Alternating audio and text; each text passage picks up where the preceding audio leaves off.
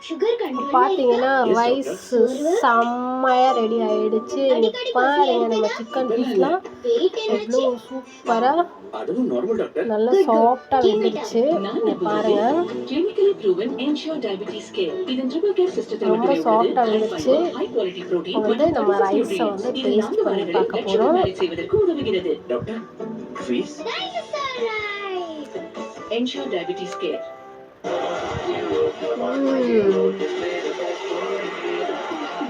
உண்மைக்குமே செம்ம super super super.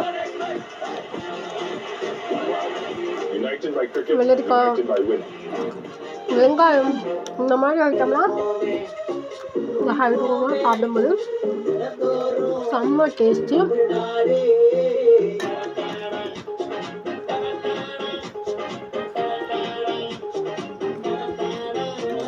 அடிப்பொலி.